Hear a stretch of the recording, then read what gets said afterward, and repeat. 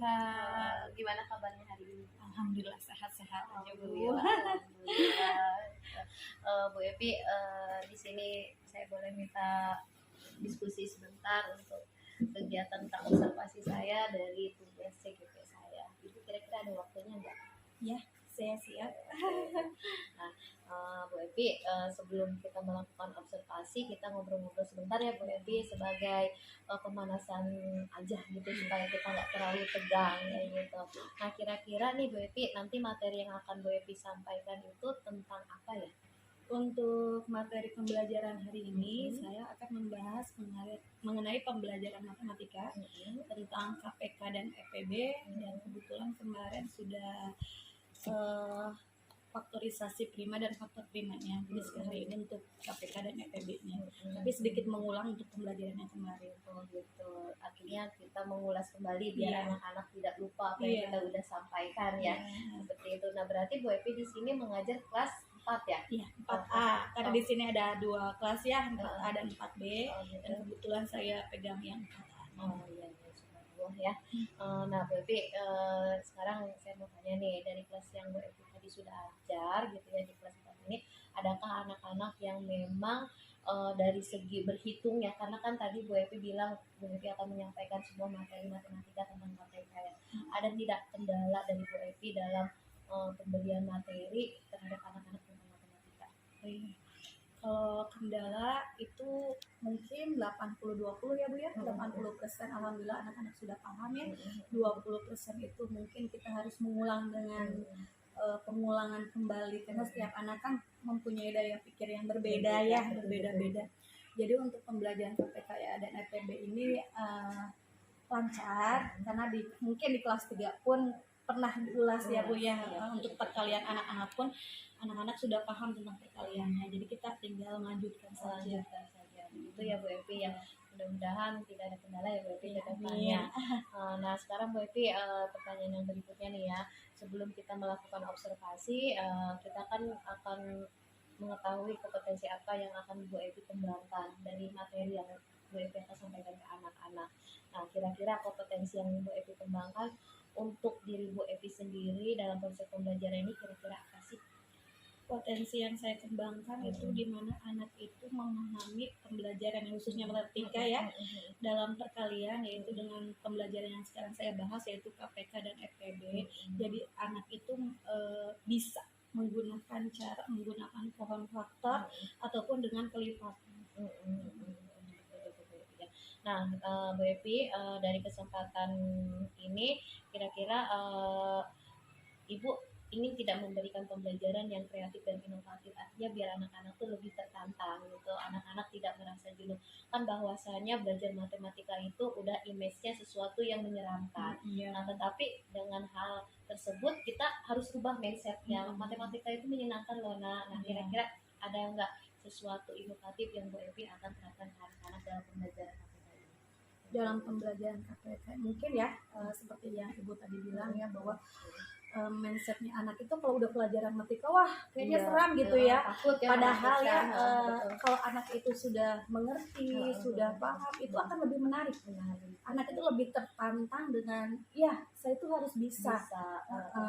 Nah di situ pendekatannya itu dengan cara anak-anak itu kita latih, awalnya kita diberi pengarahan dulu, kemudian kita arahkan untuk maju ke depan satu persatu, biar untuk dapat ya, biar keberaniannya juga dapat, terus ilmunya juga dapat, terus anak pun berani untuk ditantang untuk menjadi pemimpin pada saat menjelaskan kepada teman-teman tutor sebaya gitu ya. Nah, mungkin nanti Bu Evi bisa mengaplikasikannya dengan permainan ya seperti itu. Jadi anak itu ngerasa belajar sambil bermain gitu. Jadi nggak kerasa kayak gitu ya Bu Evi. Tapi dengan tujuan pembelajarannya kita dapat gitu ya Bu Evi ya. Nah Bu Evi, jadi proses pembelajaran anak-anak yang ini kan artinya anak-anak harus bisa dalam penggunaan pengoperasian daripada pembelajaran KPK dan EPB kan. Tetapi di luar itu semua kan kita juga tahu sendiri banyak sekali tantangan yang kita hadapi. Artinya kita tidak boleh putus asa juga ya Bu Evi ya dengan anak yang belum bisa. Begitu sangat Bu Evi ya, tetap semangat. Ya, Saya bisa melihat kelas Bu Evi. ya bisa Ibu, silakan. Oke, sekarang aja Ibu. Iya boleh. Ya tambah semangat kita. Ya sebentar ya, ya. Oke, masih ingat tepuk apa ya? Pramuka. Bukan, satu lagi. Profil pelajar Pancasila. Siap. Ini semuanya. Biar pemanasan dulu, oke? Sebelum belajar, oke? Siap? Siap. 1, 2, 3. Belajar Pancasila, beriman dan bertakwa pada Tuhan Yang Esa dan berakhlak mulia, berkebinekaan global, gotong royong kreatif, pengalaman kritis mandiri. Boleh? Siap belajar? Siap. Maju. Oke, semangat, semangat. Oke, sekarang kita belajar matematika. Kalau kemarin kita sudah belajar matematika tentang faktor prima dan faktorisasi prima. Dua ya, faktor prima dan faktorisasi prima. Sudah bisa semuanya? Sudah. Diingat syaratnya? Ingat. Alhamdulillah. Coba Ibu kalau misalnya kamu masih ingat, Ibu mau tanya kemarin faktor apa sih yang beda antara faktor prima dan faktorisasi prima? Cung, kalau berani Cung, bisa menjelaskan Cung. Ayo, siapa yang berani? Tadi ada suaranya dari siapa? Oke, Putri, apa sih yang membedakan antara faktor prima dan faktorisasi prima? Faktor prima menggunakan koma dan Dan ada pembatas koma dan. Sedangkan faktorisasi prima menggunakan kali atau pangkat, betul?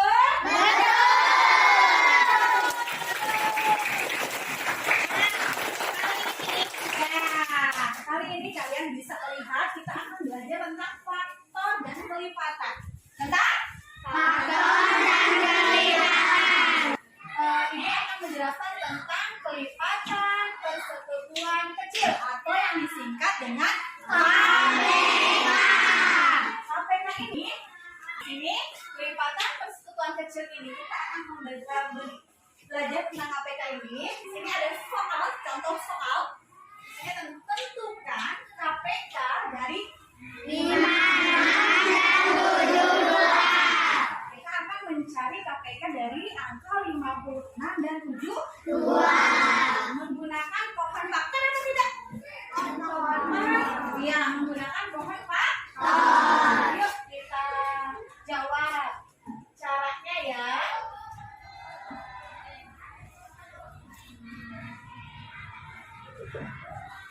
Teman-teman dulu ya. Yuk, kemarin kita sudah belajar tentang faktor prima dan faktorisasi tentang menggunakan pohon faktor ya. Sama halnya seperti KPK dan STB. Kita bikin pohon faktor. 5 buahnya apakah bisa dibagi 2? Bisa. Berapa? 2. 28 ini apakah bisa dibagi 2? Bisa. 14 ini apakah bisa dibagi 2? Bisa. 7 apakah bisa dibagi 2? Tidak. Bagi 3? Tidak. Tidak. Berarti selesai sampai apa?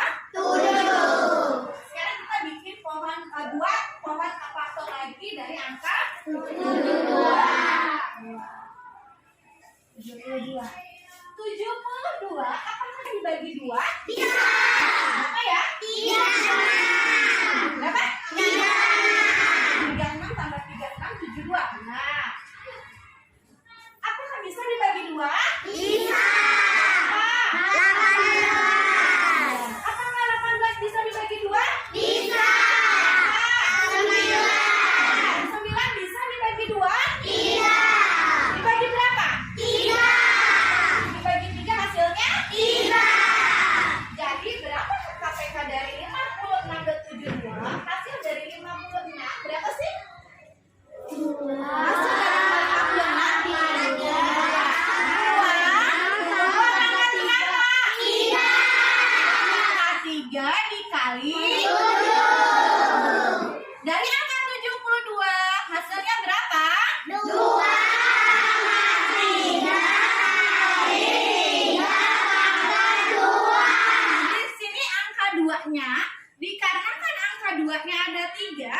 2 pangkat 3. Dikali 3/2.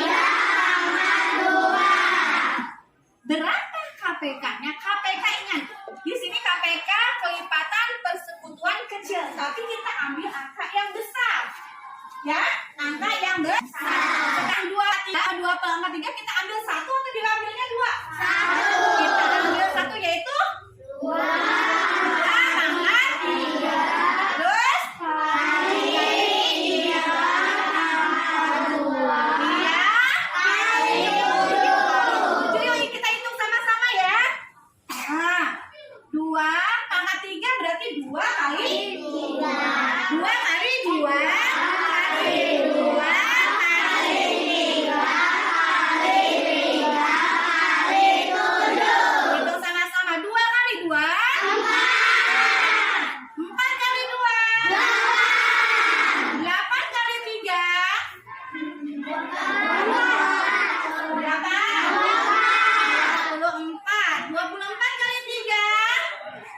Ayo hitung. 24 kali 3 72. 72 kali 7. Ayo itu. Coba yang cepat. 72 kali 7. Hitung ke bawah pakai rupeng. Berapa? 100. Kalau dihitungnya mana ya hasil hitungannya? Berapa?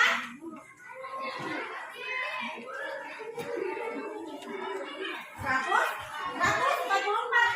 Salah. Ada yang lain? Ayo, matematika tidak akan ya kalau aku ada. Hitung dulu. Hitung 4 kali yang bersusun. Hitung tuh pakai pensil, jangan pakai ini doang. Ayo. Berapa?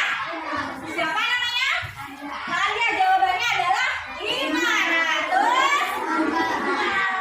Jadi KPK dari 56 dan 72 adalah 500. Bisa? Bisa nggak? Ada yang masih bingung? Siapa Cung yang masih bingung? Berarti udah pintar semua ya? Maju ke depan dong. Siap? Siap maju ke depan? Coba, ibu mau supaya lebih paham lagi, ibu mau kamu sekali ke depan.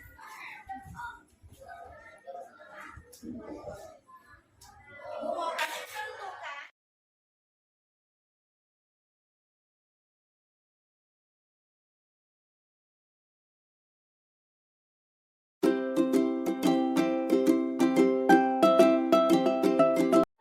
Bu Evi tadi sudah melihat observasi secara langsung tentang bagaimana Bu Evi mengajar anak-anak. Alhamdulillah ya Bu Evi, proses observasinya sudah kita laksanakan tadi berjalan dengan baik ya Bu Evi ya. Anak-anak juga mulai kondusif, bisa diarahkan seperti itu. Ya Bu Evi, saya minta izin nih untuk berbincang-bincang setelah tadi kita melakukan sebuah observasi seperti itu. Bu Evi punya waktu? Ya, masih ada ya. Oke. Maaf ya Bu Evi, saya menyita waktunya nih dari kegiatan ini untuk melakukan observasi yang Bu Evi setelah melakukan pembelajaran tadi observasi, perasaan Bu Evi sekarang bagaimana? Kalau perasaan saya setelah observasi ya, dan perasaan saya pada saat mengajar ya, mungkin intinya saya dalam mengajar itu ada puas dan ada tidak puasnya ya. Sebatas saya puas karena saya sudah menyampaikan materi sesuai ya dengan yang diajarkan. Kalau yang tidak puasnya itu dalam segi saya pembelajaran terhadap anak mungkin ya, dalam pembelajaran saya terhadap anak mungkin hanya ya sebatas segitu saja sih. Padahal banyak sekali cara-cara atau metode-metode yang kiranya anak itu lebih apa ya, lebih tertantang, lebih aktif lagi ya. Mungkin itu ya. Mungkin nanti kedepannya Bu Evi lebih dapat mengeksplor lagi tentang metode-metode pembelajaran apa nih yang anak-anak harapkan gitu, supaya supaya memang kegiatan belajar mengajarnya merasa mengasihkan untuk mereka, walaupun dihadapkan dengan pembelajaran matematika yang basicnya anak-anak tuh udah ngerasa aduh matematika ini kayaknya suatu pembelajaran yang sulit, apalagi udah dihadapkan dengan yang namanya perkalian, pembagian, pasti image-nya tuh udah sesuatu yang nggak bagus kan, yang menyeramkan ya. Ya mungkin nanti ke depannya Bu Evi bisa mengaplikasikannya dengan sesuatu permainan kali ya, seperti itu. Ya, mungkin itu yang kekurangannya yang saya rasakan ya, karena saya ingin mencoba untuk menggunakan metode-metode yang kiranya anak itu lebih senang dengan matematika itu. Jadi untuk matematika sifat, multiplikasi, makin permainan yang baru gitu ya, jadi asik lebih menyenangkan lagi. Betul.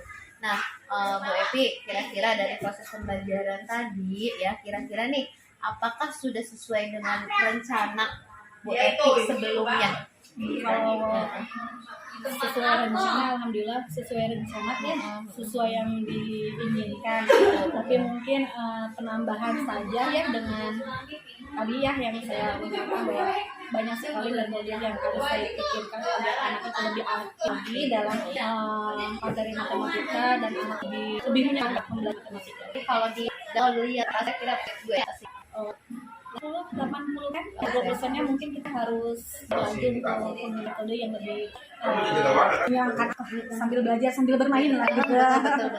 Karena guru yang mau itu berarti seorang tuh luar biasa, artinya tidak terpaku datu gitu ya. Nah, pada tadi observasi ya, kita membahas tentang sebuah kompetensi yang dicapai Ibu ya. Nah, kira-kira pada saat observasi tadi apakah tujuan Ibu sudah tercapai atau belum? Tujuan saya terhadap anak dalam pembelajaran matematika tadi. Kalau tujuan saya alhamdulillah sudah tercapai ya, pada saat saya menjelaskan mengenai faktor dengan cara penggunaan pohon faktor, anak pun sudah memahami karena dia sudah mempunyai perkalian dari awalnya udah ada gitu ya. Dia tinggal mengasahnya saja. Betul. Nah, lanjut lagi ya Bu Evi ya. Kira-kira dari proses selanjutnya untuk pertemuan selanjutnya nih, kira-kira ada tidak strategi yang akan Bu Evi lakukan nih ke depannya untuk pembelajaran yang mengasihkan untuk anak-anak? Ya, untuk pembelajaran matematika khususnya ya, untuk pembelajaran matematika untuk lebih dibuat menggunakan metode yang kiranya anak itu bisa aktif, kreatif, dan menyenangkan. Belajar kreatif menyenangkan yaitu dengan metode yang insya Allah saya akan mencari atau menggunakan metode yang lebih mudah untuk anak, lebih diingat juga ya, supaya apapun yang anak-anak dapatkan itu jadi sesuatu yang bermakna. Iya, dan tidak lupa, tidak mudah lupa, walaupun sampai kapanpun dia akan selalu ingat. Betul sekali Bu Evi ya. Nah sekarang Bu Evi, kira-kira nih dalam proses pembelajaran tadi perasaan Bu Evi bagaimana sih? Ya, apakah perasaan Bu Evi senang atau mengalami keresahan terhadap materi yang tadi Bu Evi sudah lakukan ya, sudah ajarkan ke anak-anak? Kira-kira perasaan Bu Evi sekarang? Perasaan saya ada senangnya, ada risahnya juga. Ada dia. Ya, senangnya itu alhamdulillah materi sudah tersampaikan dan anak-anak pun bisa memahami dengan apa yang saya sampaikan. Terus anak pun mengerti. Tapi kan tadi seperti yang tadi saya bilang bahwa setiap anak itu mempunyai kemampuan yang berbeda ya. Yang mungkin yang jadi bahan pemikirannya itu yang bagi anak yang mungkin agak telat untuk cara pembimbingannya maksudnya lebih pelan-pelan lagi, by step ya, karena kan tingkat penerimaan siswa itu beda-beda, kita nggak bisa sama ratakan. Iya, kalau dari pesan kemarin kan dari pesan saya 80 anak itu bisa mengerti, dan 20%-nya ya kita harus berlatih lebih pelan-pelan lagi dah. Betul. Nah Bu Evi ya, satu lagi nih. Kalau yang saya amati tadi dari pembelajaran yang sudah Bu Evi lakukan ya kan, kira-kira Bu Evi ada nggak sesuatu yang bisa membuat anak itu menjadi aktif?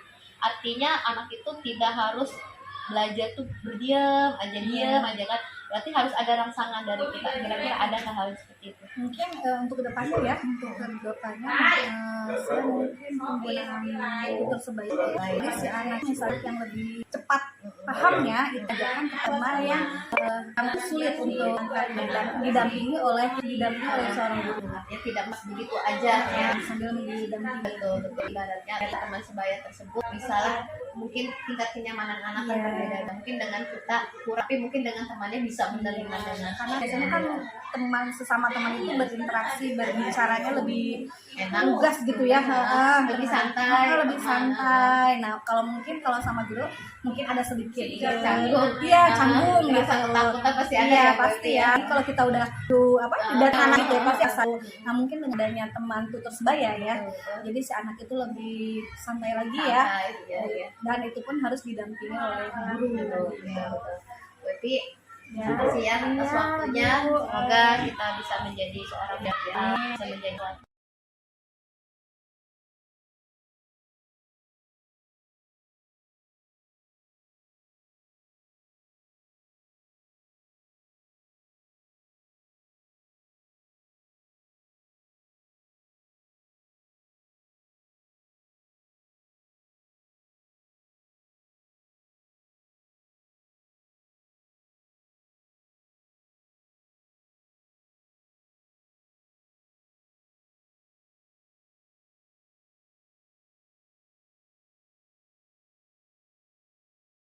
Dan buat sayanya ke depan, mungkin suatu saat saya akan mengikuti jejak ibu. boleh. Mungkin itu aja Bu Erni ya. Saya akhiri. Wassalamualaikum warahmatullahi wabarakatuh.